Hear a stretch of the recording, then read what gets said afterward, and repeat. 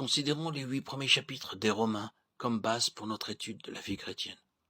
Du 1er au 4e chapitre, bien que le terme de péché soit mentionné plusieurs fois, le sujet de ces passages, pour parler de manière générale, c'est les péchés. Dans les chapitres 5 à 8, c'est le contraire que nous constatons. Alors que les péchés se trouvent plusieurs fois mentionnés, l'accent est mis sur le péché.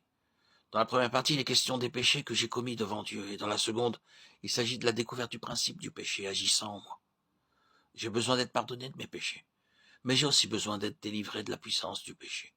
L'Épître aux Romains ne nous enseigne pas que nous sommes des pécheurs parce que nous commettons des péchés, mais que nous péchons parce que nous sommes pécheurs. Nous sommes pécheurs à cause de notre nature, et non pas seulement à cause de ce que nous faisons. Cela est déclaré dans Romains 5, 19.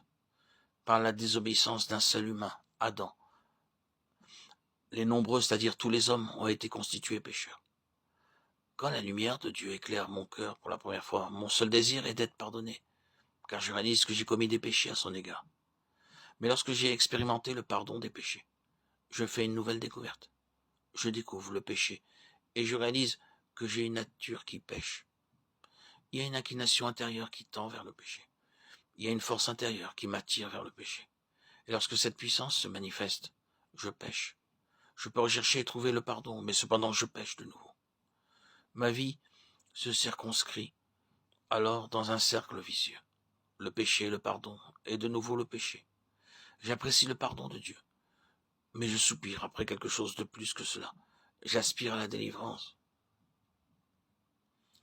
Nous avons besoin de pardon à cause de ce que nous avons fait, mais nous avons surtout besoin d'être délivrés de ce que nous sommes.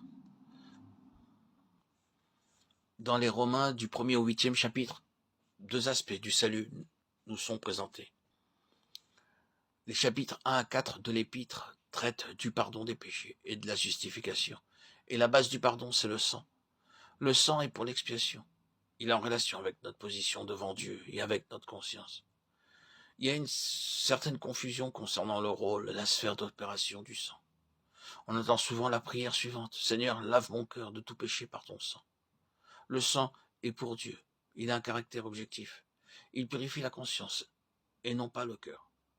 Quand nous péchons, notre conscience nous condamne, mais à cause du sang répandu, elle est dégagée de l'emprise du péché. Dieu a déclaré, je verrai le sang et je passerai par-dessus vous. Exode 12, 13. Le sang était placé à l'extérieur. Dieu pouvait le voir, mais ceux qui étaient dans la maison ne pouvaient pas le voir. Ainsi donc, de manière objective, le sang nous délivre de la puissance de l'ennemi, car il traite les péchés. Il enlève la base de toute accusation à notre encontre. La croix, quant à elle, œuvre dans le domaine subjectif. Elle nous délivre en traitant la chair. Ce principe de la chair est le terrain de l'activité de l'ennemi en nous. Le sang efface mes péchés, mais il ne peut pas ôter mon vieil homme. J'ai besoin de la croix pour crucifier le moi qui pêche. Qu'est-ce qu'un pécheur?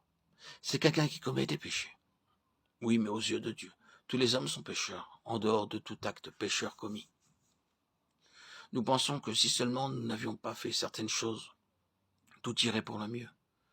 Cependant, le problème est plus profond. Il ne réside pas dans ce que nous faisons, mais en ce que nous sommes. La racine du problème, c'est le pécheur lui-même, et c'est cela qui doit être traité. Nos péchés sont traités par le sang, mais ce que nous sommes est traité par la croix. Par le sang, nous avons le pardon, et la croix nous délivre de tout ce que nous sommes en Adam.